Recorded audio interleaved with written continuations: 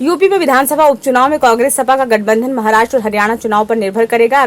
अगर कांग्रेस इन दो राज्यों में सपा को सीट देने के लिए तैयार हुई तभी सपा यूपी विधानसभा उपचुनाव में कांग्रेस के किसी दावे पर विचार करेगी।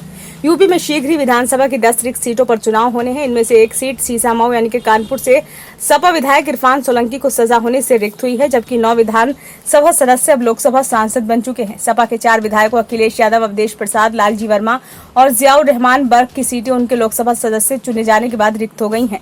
अखिलेश यादव वर्ष 2019 का विधानसभा चुनाव करहल, अवधेश प्रसाद मिल्कीपुर, लालजी वर्मा कटहरी और जियाउर रहमान कुंदरकी से जीते थे। खैर से भाजपा विधायक अनूप प्रधान, वाल्मीकि गाजियाबाद से अतुल गर्ग और फूलपुर से भाजपा विधायक प्रवीण पटेल के भी लोकसभा सदस्य चुने जाने से अब ये स्थान खाली हो गए हैं।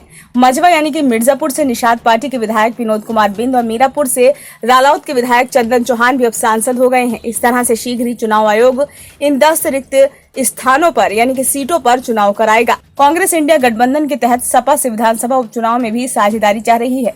हालांकि लोकसभा चुनाव से पहले हुए मध्य प्रदेश विधानसभा चुनाव में सपा को सीट न दिए जाने से दोनों दलों के बीच रिश्तों में काफी खटास आ गई थी।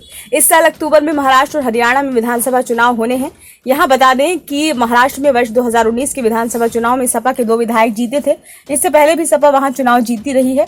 इसी आधार पर सपा ने महाराष्ट्र में दावा करने का फैसला किया है। वहीं हरियाणा की 20 सीटों पर मुस्लिम यादव समीकरण प्रभावी है, जिसे सपा अपने पक्ष में मानती है। इस बारे में सपा के प्रवक्ता राजेंद्र चौधरी का कहना है कि यूपी में सपा और कांग्रेस के बीच गठबंधन है, लेकिन उपचुनाव में सीटों के मामले में कोई भी निर्णय समय आने पर सपा नेतृत्व ही लेगा। सपा सूत्रों का कहना है कि अगर कांग्रेस महाराष्ट्र और हरियाणा में उनकी पार्टी को कुछ सीटें देने पर रजामंद हुई तभी यूपी के उपचुनाव में कांग्रेस को कोई सीट देने पर विचार किया जा सकता है। ब्यूरो रिपोर्ट, नई दिल्ली।